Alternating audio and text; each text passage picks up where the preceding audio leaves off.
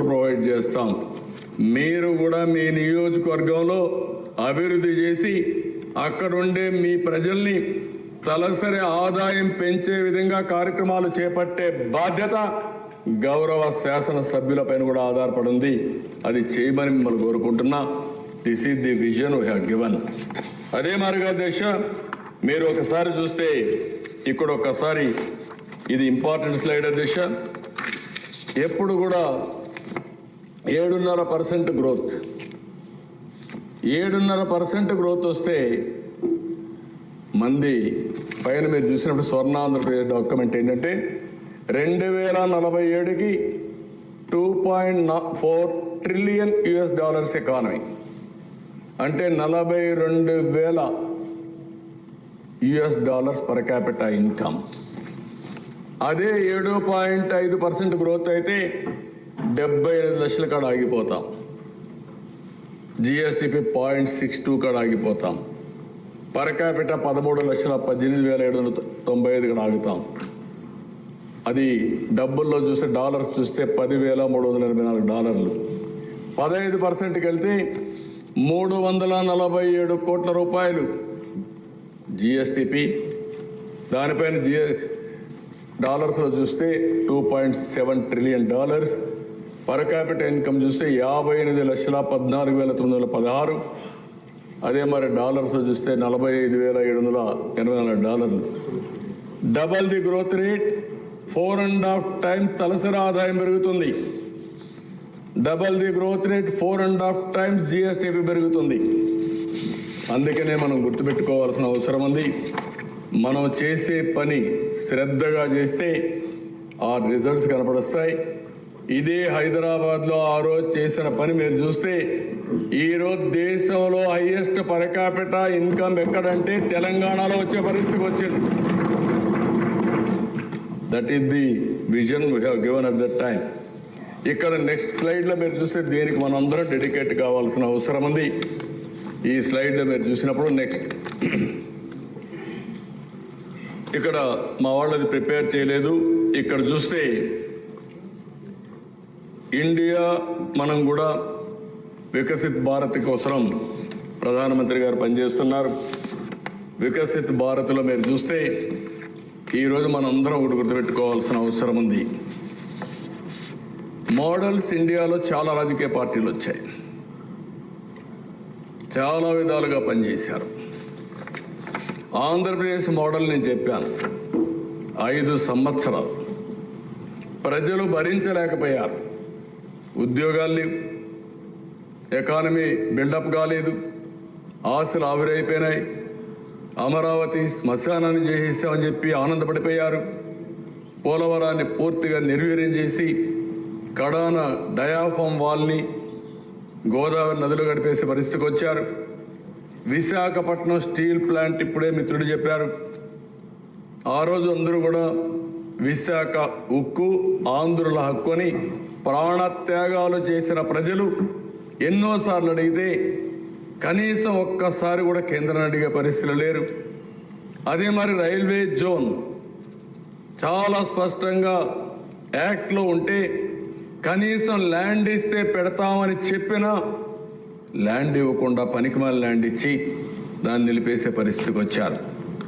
అదే సార్ నేను గర్వంగా చెప్పగలుగుతున్నా, 8 నెలల్లో అసాధ్యం అనుకున్న ఈ 4-5 పనుల్ని సాధ్యం చేసింది ఎన్డీఏ ప్రభుత్వం ఆంధ్రప్రదేశ్లో. అది సాక్షాత్తు ప్రధానమంత్రి నరేంద్ర మోడీ గారు కానీ కేంద్రంలో ఉండే మంత్రులు కానీ పూర్తిగా సహకరించారు. దేశ ఎప్పుడు కూడా దేశ మనం మొన్న కూడా నేను ఢిల్లీలో ఒక మాట చెప్పాను. దేశ ఏదైతే కొంతమంది సంక్షేమం గురించి మాట్లాడతారు, అభివృద్ధి గురించి మాట్లాడరు. అభివృద్ధి చేస్తే సంపద వస్తుంది, సంపద సృష్టిస్తే ఆదాయం పెరుగుతుంది. మళ్ళీ ఆ ఆదాయాన్ని సంక్షేమం కోసం ఖర్చు పెట్టి మళ్ళా అభివృద్ధి కోసం ఖర్చు పెడితే రొటేట్ అవుతుంది. కొంతమంది సంక్షేమ కార్యక్రమాలు చెప్పి ప్రజల్ని మోసం చేసి కడాన ఆర్థిక వ్యవస్థని దివాలా తీసే పరిస్థితికి వచ్చారు, ఆర్థిక సంక్షోభంలో నెట్టేసే పరిస్థితికి వచ్చారు. అదే మన రాష్ట్రంలో జరిగింది. ఢిల్లీలో ఆ రోజు నేను చెప్పాను, పొలిటికల్ ఏదైతే ఉందో వాతావరణ కాలుష్యం, రాజకీయ కాలుష్యం పెద్ద సమస్యలని. ఏంటి అధ్యక్ష, ఢిల్లీలో అట్ వన్ స్టేజ్ మీరు చూస్తే ప్రతి ఒక్కరు చర్చ, ఢిల్లీలో ఎవరు ఉండలేం కాబట్టి రాజధాని మార్చాలని. యమునా నది ప్రతి సంవత్సరం మాట్లాడేవాళ్ళు, మాటలకు చేష్టలకు పొంతనుండేది కాదు. 10 సంవత్సరాల తర్వాత ఢిల్లీలో ఆ గవర్నమెంట్ వదిలించుకున్నారు. ఇప్పుడు నాకు 100% అధ్యక్ష, బీజేపీ ఆధ్వర్యంలో ఎన్డీఏ గవర్నమెంట్ ఢిల్లీలో మనమందరం గర్వపడే రాజధానిని తయారు చేస్తారనే దాంట్లో ఏమాత్రం అనుమానం లేదని చెప్పి కూడా నేను మీకు తెలియజేస్తున్నాను. అంటే ఒక ప్రభుత్వ విధానాలు ఏ విధంగా దెబ్బతీస్తాయో ప్రజా జీవితాన్ని ఇది ఒక ఉదాహరణ. ఈరోజు ప్రధానమంత్రి గారు ఉన్నారు, 11 సంవత్సరాలు 10వ ఆర్థిక వ్యవస్థ, అప్పుడు ఈరోజు 5వ ఆర్థిక వ్యవస్థగా తయారు చేశారు. రేపు 28-29కి 3వ ఆర్థిక వ్యవస్థగా తయారవుతుంది. వికసిత్ భారత్ ద్వారా 2047కి భారతదేశం 1 కానీ 2వ స్థానంలో ఉంటుంది. అది సాధించి తీరతారని చెప్పి కూడా నేను మీకు తెలియజేస్తున్నాను. ఆటోమేటిక్గా 3కి వస్తాం, కానీ 2 కానీ 1 కానీ ఉండే అవకాశం ఉంది. అది వచ్చినప్పుడు అధ్యక్ష, మన ఆలోచన ఒకటే, తెలుగువారు ప్రపంచంలో ఎక్కడున్నా నెంబర్ 1 కమ్యూనిటీగా ఉండాలనేది ఈ ప్రభుత్వం యొక్క సంకల్పం, ఎన్డీఏ సంకల్పం. అందుకే అధ్యక్ష, పర్ క్యాపిటల్ ఇన్కమ్ కూడా మీరు చూస్తే ఆ రోజుటికి $42,000 పెట్టుకున్నాం. దగ్గర 2.3 ట్రిలియన్ పెట్టుకున్నాం. 2.3 to 4 అని 15% పెట్టుకున్నాం.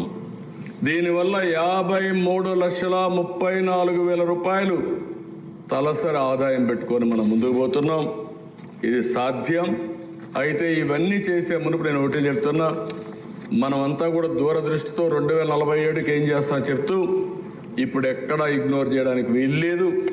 అందుకే మీరు చూస్తే అధ్యక్ష, నేను ఇంత మునిపే చెప్పాను, ఏదైతే పెన్షన్లు ఇచ్చాం, పీడిఎస్ని స్ట్రీమ్లైన్ చేస్తున్నాం. మొన్న కూడా మేము డిస్కస్ చేసాం మనోహర్ గారితో, మినిస్టర్ గారితో. నేను చెప్పాను, ఈరోజు ఏదైతే మనం పండించే ధాన్యం మన ప్రజలు ఆ రైస్ తినే పరిస్థితులు లేరు. మేలు వెరైటీ వేయించాలి, అవసరమైతే మిల్లెట్స్ కూడా డిస్ట్రిబ్యూషన్ చేసే పరిస్థితి రావాలి. ప్రత్యామ్నాయ మార్గాలు ఏమున్నాయో అవన్నీ పెట్టమని చెప్పి కూడా వర్కౌట్ చేస్తున్నాం. ఇంకొక పక్క ఫుడ్ సెక్యూరిటీకి ఎక్కువ ప్రాధాన్యత ఇస్తాం. రెండోది ఇప్పుడే చెప్పాను, దీపం ఇది చేశాం. ఇది కాకుండా దేశ ఇంత మునుపు నేను చెప్పినట్టు ఇవన్నీ కూడా ఏవి ఉన్నాయో ఆ స్కీమ్స్ అన్ని తీసుకొని ఇక్కడికి వచ్చినప్పుడు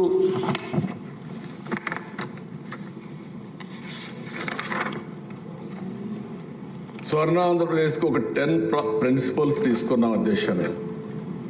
ఈ 10లో కూడా నేను ఈ విషయంలో ప్రజలకు పదే విజ్ఞప్తి చేస్తున్నా.